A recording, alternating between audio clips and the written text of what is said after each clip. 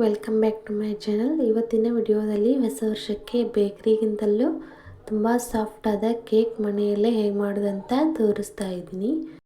ಒಂದು ತವಾನ ಬಿಸಿ ಮಾಡಿ ಇಟ್ಕೊಂಡಿದ್ದೀನಿ. ಒಂದು ಕುಕ್ಕರ್ಗೆ ಎಣ್ಣೆ ಹಚ್ಚಿ ಚೆನ್ನಾಗಿ ಮೈದಾದಿಂದ ಸ್ಪ್ರೆಡ್ ಮಾಡಬೇಕು.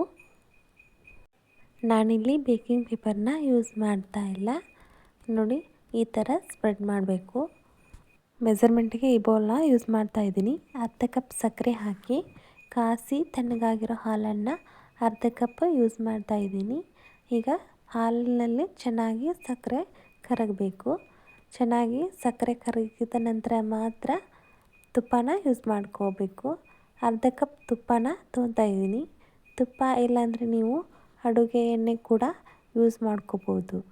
ಇಲ್ಲಿ 2 ಕಪ್ ಮೈದಾ ಹಿಟ್ಟು ಹಾಕಿ ಚೆನ್ನಾಗಿ ಕಲಿಸ್ಬೇಕು. ಚೆನ್ನಾಗಿ ಕಲಸಿದ ನಂತರ ಫ್ರೂಟ್ ಸಾಲ್ಟ್ನ ಹಾಕ್ತಾಯಿದ್ದೀನಿ. ಕಾಯಿಸಿ ಆರಿದ ಹಾಲನ್ನು ಸ್ವಲ್ಪ ಯೂಸ್ ಮಾಡ್ತಾ ಇದ್ದೀನಿ. ನೋಡಿ ಎಷ್ಟು ಚೆನ್ನಾಗಿ ನೊರೆ ಬರ್ತಾ ಇದೆ. ಈ ಥರ ಕೇಕ್ ಬ್ಯಾಟರ್ ರೆಡಿ ಆಗಬೇಕು. ಇದನ್ನು ರೆಡಿ ಮಾಡ್ಕೊಂಡ್ರೆ ಕುಕ್ಕರ್ಗೆ ಹಾಕಿ 2 ಸಲ ಟಪ ಟಪ ಅಂತ ಮಾಡಬೇಕು. ಕಾದ ತವ ಮೇಲೆ ಇಟ್ಟು 25ರಿಂದ 30 ನಿಮಿಷ ಬೇಯಲಿಕ್ಕೆ ಬಿಡಬೇಕು. ನೋಡಿ 30 ನಿಮಿಷ ಆಗಿದೆ. ಈಗ ಟೂತ್ಪಿಕ್ ಹಾಕಿ ನೋಡ್ತಾ ಇದ್ದೀನಿ. ಕೇಕ್ ಚೆನ್ನಾಗಿ ಬೆಂದಿದೆ. ಇದನ್ನು ತಣ್ಣಗಾಗಲಿಕ್ಕೆ ಬಿಡಬೇಕು. ಈಗ ಕ್ರೀಮ್ನ ರೆಡಿ ಮಾಡ್ಕೊಳ್ಳೋಕ್ಕೆ ನಾನು ಅರ್ಧ ಲೀಟ್ರ್ನಷ್ಟು ಗಟ್ಟಿ ಹಾಲನ್ನು ತೊಗೊತಾ ಇದ್ದೀನಿ. ಅರ್ಧ ಹೋಳು ನಿಂಬೆ ರಸನ ಹಾಕಬೇಕು. ಹಾಲು ಬೇಗನೆ ಒಡೆಯುತ್ತೆ.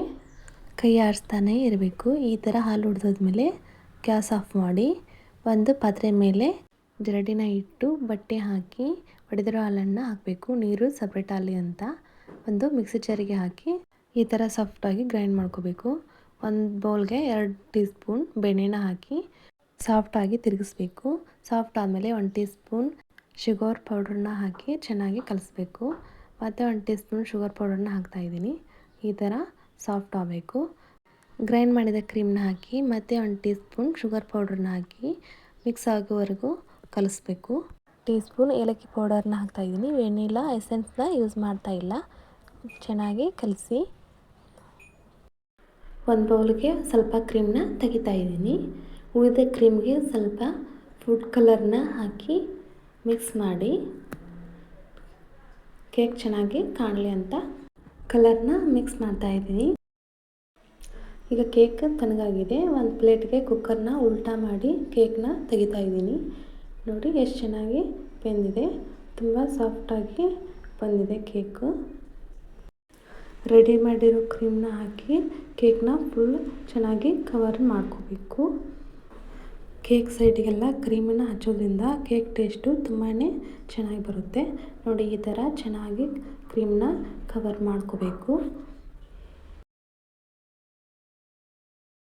ಕೇಕ್ ಮೇಲೆ ಡೆಕೋರೇಷನ್ ಮಾಡಲು ಈ ಥರ ದಪ್ಪ ಕಾರ್ಡ್ಶೀಟ್ ಪೇಪರ್ನ ರೌಂಡ್ ಸುತ್ಕೊಂಡಿದ್ದೀನಿ. ಅದರೊಳಗೆ ಕ್ರೀಮ್ನ ಹಾಕ್ತಾಯಿದ್ದೀನಿ. ನೋಡಿ ಕೇಕ್ ಮೇಲೆ ಈ ಥರ ಡೆಕೋರೇಷನ್ ಮಾಡ್ಬೋದು. ಡೆಕೋರೇಷನ್ಗೆ ನಾನು ಪೈಪಿಂಗ್ ಬ್ಯಾಗ್ನ ಯೂಸ್ ಮಾಡ್ತಾ ಇಲ್ಲ.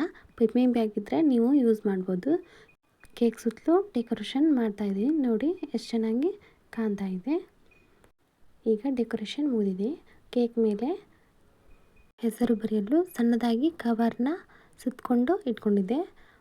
ನ್ಯೂ ಇಯರ್ಗೆ ಕೇಕ್ ಮಾಡಿದ್ರಿಂದ ನಾನು ಹ್ಯಾಪಿ ನ್ಯೂ ಇಯರ್ ಅಂತ ಬರಿತಾ ಇದ್ದೀನಿ. ಎಲ್ಲರಿಗೂ ಹೊಸ ವರ್ಷದ ಹಾರ್ದಿಕ ಶುಭಾಶಯಗಳು.